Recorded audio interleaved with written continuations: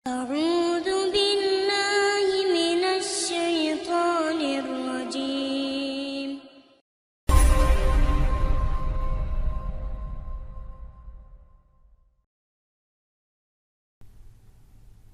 Bismillahirrahmanirrahim.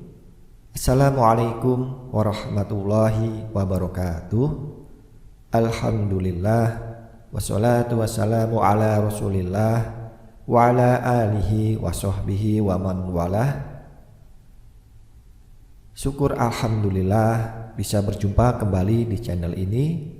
Semoga Allah Subhanahu wa taala berikan kita semua kesehatan, rezeki yang berkah, diampuni dosa-dosanya, dipanjangkan umurnya, hidup dalam kemuliaan, dan akhir hidup husnul khotimah. Amin ya rabbal alamin.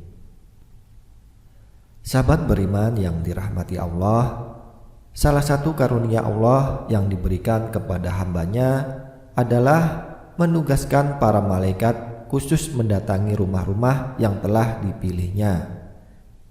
Rumah yang didatangi malaikat maka akan senantiasa mendapatkan doa dari malaikat agar Allah akan memberikan ampunan, rahmat, ketenangan, dan memberikan cahaya kebenaran kepada para penghuni rumah tersebut.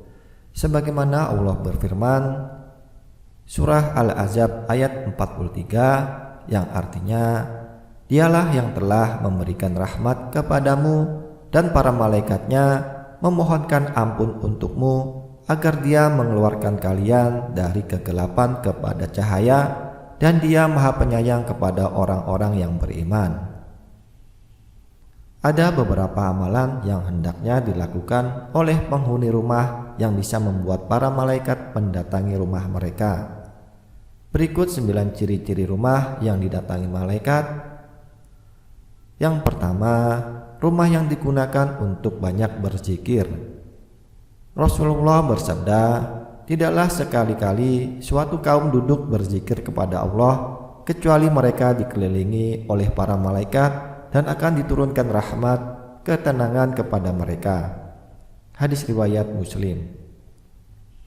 Yang kedua, rumah yang banyak dibacakan Al-Quran.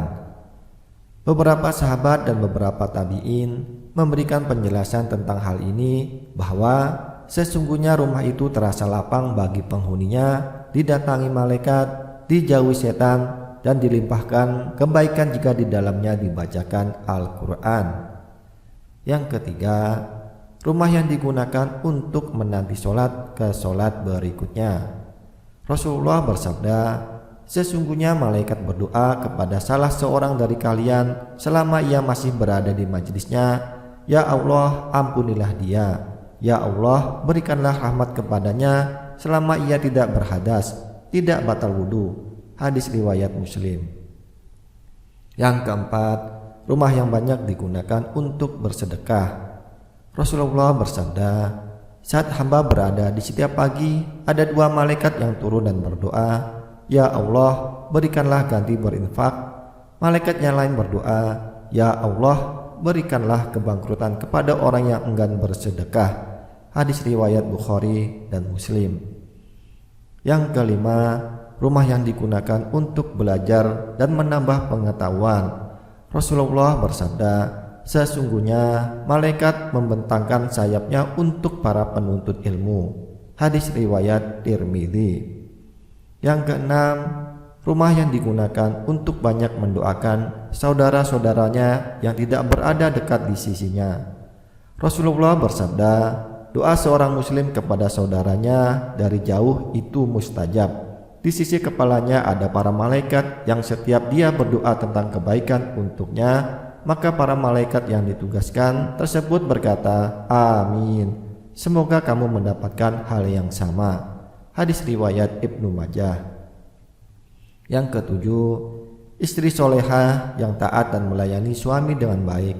Seperti yang dijelaskan oleh Rasulullah bahwa Jibril datang kepada beliau dan berkata, ini Khadijah datang kepadamu membawa makanan atau minuman, sampaikanlah kepadanya salam dari Tuhannya dan dariku, dan beritakanlah kepadanya dengan rumah di surga.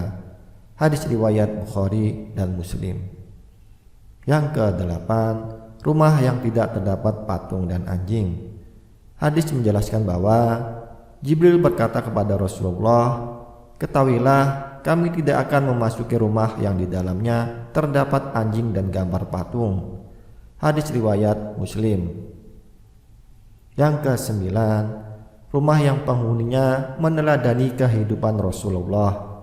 Rasulullah bersabda, "Demi jiwaku yang ada di tangannya, bahwa seandainya kalian senantiasa berada seperti apa yang ada padaku dan selalu berzikir, niscaya para malaikat menyalami kalian di atas tempat tidur kalian dan di dalam perjalanan kalian." Hadis riwayat Muslim. Itulah 9 ciri-ciri rumah yang didatangi malaikat. Terima kasih, itu saja yang bisa disampaikan. Semoga bisa bermanfaat. Kurang dan lebihnya mohon dimaafkan. Wabillahi taufik wal hidayah. Wassalamualaikum warahmatullahi wabarakatuh.